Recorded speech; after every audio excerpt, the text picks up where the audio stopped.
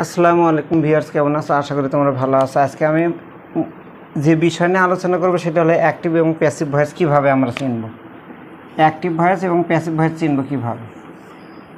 আর আরেকটা বিষয় আলোচনা করব, কিছু কিছু ভার্ব আছে, 21 থেকে 22টা ভার্ব আছে যেগুলো রিরেগুলার ভার্ব বলা হয় এবং সেগুলো কোনো সময়ের জন্য চেঞ্জ হয় না। প্রেজেন্ট টেন্সেও যা হয় পাস্ট টেন্সেও তাই হয়। যেমন ধরো এখানে আছে হলো পুট, প্রেজেন্ট টেন্সে পুট, পাস্ট টেন্সে পুট, পাস্ট পার্টিসিপলেও পুট। এরকম কয়েকটা ভার্ব আছে। এই ভার্বগুলো তোমরা স্ক্রিনশট দিয়ে লিখে রাখবা। মোটামুটি এই ভার্বগুলো পাস্ট টেন্সেও যা পাস্ট পার্টিসিপল তো প্রেজেন্ট টেন্সেও তাই হয়। আচ্ছা, এখন আমরা শিখবো how to find out active voice and passive voice from the passage. তো একটা প্যাসেজ থেকে কিভাবে আমরা অ্যাক্টিভ ভয়েস এবং প্যাসিভ ভয়েস বের করব আমি বলি, ভালো করে শোনো। এই যাবত যত বই ঘাটো, যত বই দেখছো, এই যে সূক্ষ্ম বিষয়গুলো অতটা থাকে না। যেমন ধরো প্যাসিভ হতে গেলে দুটো জিনিস লাগবে, একটা বি ভার্ব লাগবে আর মূল ভার্বের পাস্ট পার্টিসিপল লাগবে। মনে রাখবা, প্রিপোজিশন বাই না থাকলে প্যাসিভ ভয়েস হয়, যে কোনো প্রিপোজিশন থাকলে প্যাসিভ ভয়েস হতে পারে, কিন্তু বি ভার্ব প্লাস মূল ভার্বের পাস্ট পার্টিসিপল ছাড়া প্যাসিভ ভয়েস হবে না। কি বললাম? বি ভার্ব এবং মূল ভার্বের পাস্ট পার্টিসিপল ছাড়া প্যাসিভ ভয়েস হবে না। পৃথিবীর কোনো দিনে প্যাসিভ ভয়েস সম্ভব না উইদাউট বি ভার্ব প্লাস মূল ভার্বের পাস্ট পার্টিসিপল। কিন্তু বাই ছাড়া বা অন্য কোনো প্রিপোজিশন ছাড়া প্যাসিভ ভয়েস হতে পারে। এখন আমরা সেটা দেখব। প্রথম যে বাক্যটা লেখা আছে, দি ইন্ডাস্ট্রিয়াস, মানে যত পরিশ্রমী লোক আছে। এই ইন্ডাস্ট্রিয়াস মানে হলো পৃথিবীর যত পরিশ্রমী আছে, বহু বছর নাউন বোঝাবে।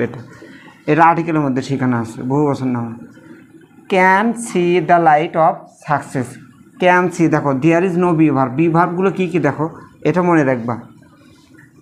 B, am, is, are, was, were, been, আর হলো বিং।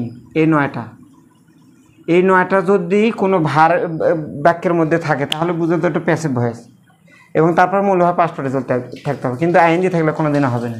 এখন দেখি আমরা এখানে there is no be verb in this sentence. এই বাক্যে কোনো প্রকার বি ভার্ব নেই, অতএব এই বাক্যটা অ্যাক্টিভ আছে। এই বাক্যটা কি আছে? অ্যাক্টিভ আছে। এই বাক্যটা অ্যাক্টিভ। আমরা এই বাক্যটাকে প্যাসিভ করে দেখি কি হয়। প্যাসিভ যখন করবে, ভার্বের পরে যদি আর্টিকেল যুক্ত কোনো শব্দ থাকে তাহলে পুরোটাই অবজেক্ট ধরতে হবে। পুরোটা কি ধরতে হবে? Object. The light of success can, modal verb be দিতে হবে। কী দিতে হবে? মডাল ভার্বের সাথে এ বি ভার্ব চলে আসবে, বেস ফর্ম যেটা বি ভার্ব বেস ফর্ম, কিন্তু এটা মনে রাখবা। মডাল ভার্ব, তারপরে বির পরে মূল ভার্বের পাস্ট পার্টিসিপল, সি ভার্বের পাস্ট পার্টিসিপল হলো সিন, যেহেতু ব্যক্তির দ্বারা, ওই জন্যে বাই দি ইন্ডাস্ট্রিয়াস। এই ইন্ডাস্ট্রিয়াস মানে পৃথিবীর যত পরিশ্রমী লোক আছে। দেখো এ বাক্যে বি ভার্ব আছে, সো এটা হলো passive.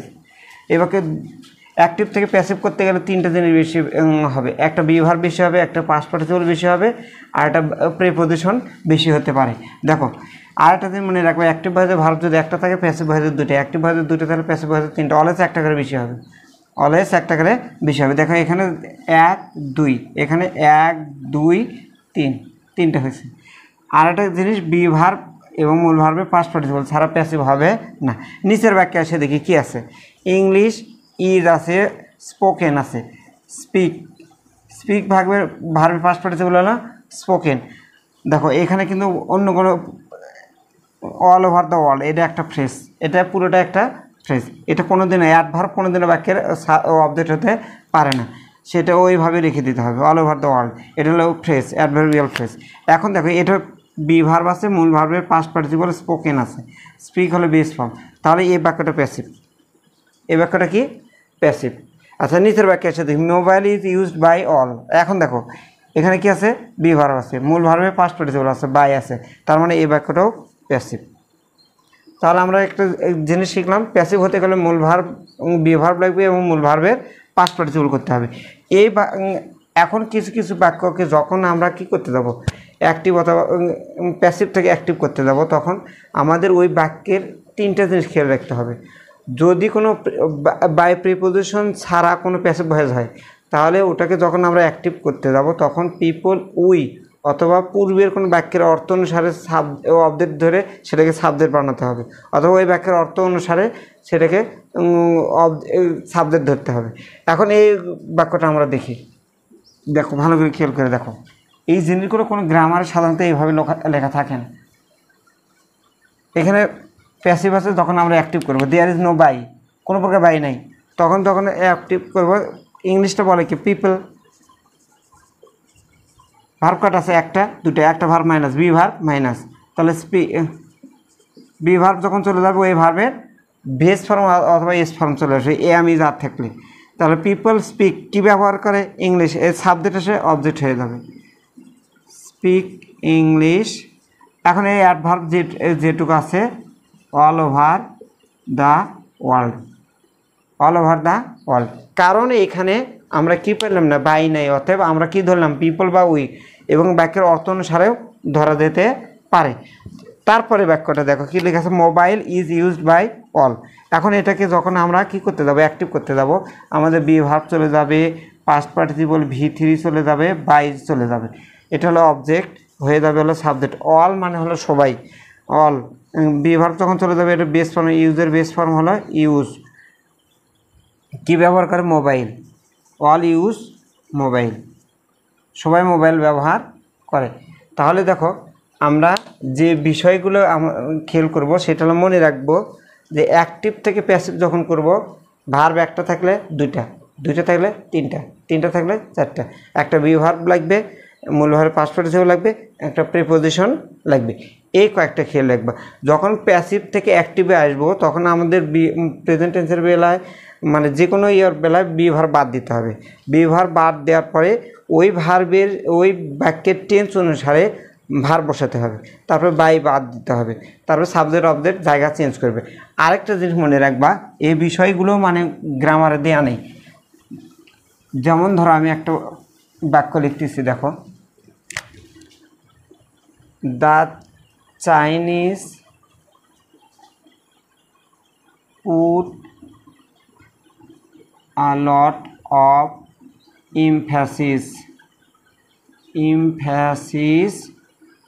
on the unity of the family।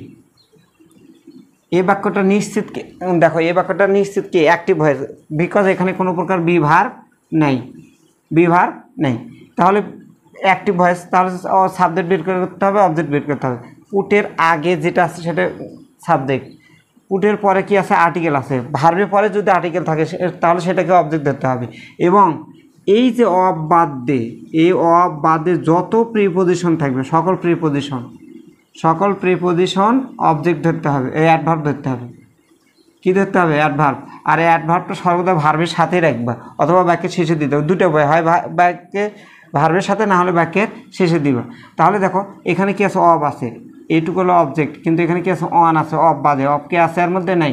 এখান থেকে এই অব বাদে যত প্রিপোজিশন আছে পুরোটাই হলো অ্যাডভার্ব, পুরোটা কি অ্যাডভার্ব।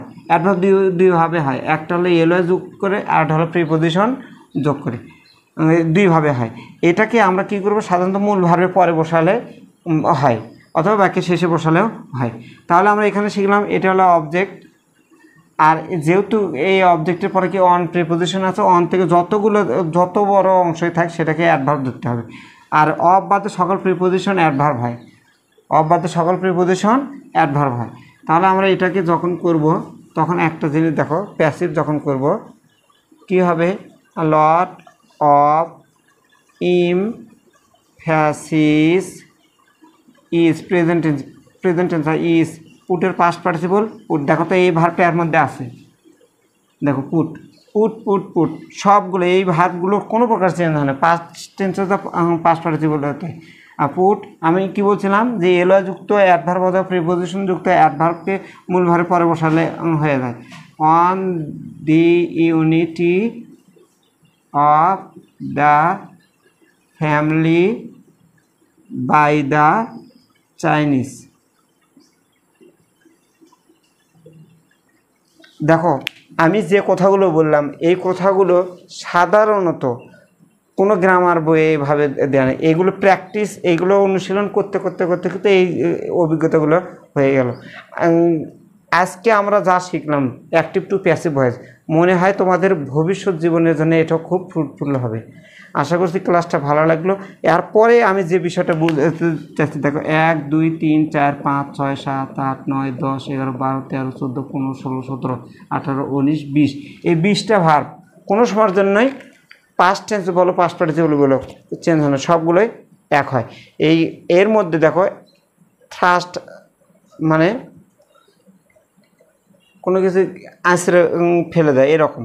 তারপর টেলিকাস্ট প্রচার করা, ওয়েট মানে ভিজানো, স্প্রিট মানে সম্প্রচার করা, স্প্লিট মানে হলো থুতু ফালানো এরকম হতে পারে, অথবা ত্যাগ করা হতে পারে। শাট মানে বন্ধ করা, শেড মানে সরানো, সেট মানে যাত্রা শুরু করা, রিড মানে পড়া, রিড মানে মুক্তি, পুট মানে রাখা, লেট মানে অনুমতি দেওয়া, হার্ট মানে আঘাত করা, হিট মানে আঘাত করা, কাট মানে কাটা, কাস্ট মানে হলো নিক্ষেপ করা, কস্ট মানে ব্যয়, ব্রাস্ট মানে ফাটিয়ে ফেলা, ব্রডকাস্ট মানে সম্প্রচার করা, বিট মানে হলো বাজি ধরা এরকম। তাহলে আমরা আজকে এই কয়েকটা ভার্ব শিখলাম, plus how to find out active voice and how to find out passive voice, এবং অ্যাক্টিভ ভয়েস থেকে প্যাসিভে গেলে কী কী লাগবে, প্যাসিভ থেকে অ্যাক্টিভে আসলে কী কী লাগবে, এই বিষয় নিয়ে আমি তোমাদের যেটুকু তথ্য দিলাম আশা করি এই তথ্যগুলো তোমাদের জন্য অনেক হেল্পফুল হবে। পরের কোনো ক্লাসে অন্য বিষয় নিয়ে আমি তোমাদের সামনে হাজির হবো। সে পর্যন্ত ভালো থাকো, আল্লাহ হাফিজ।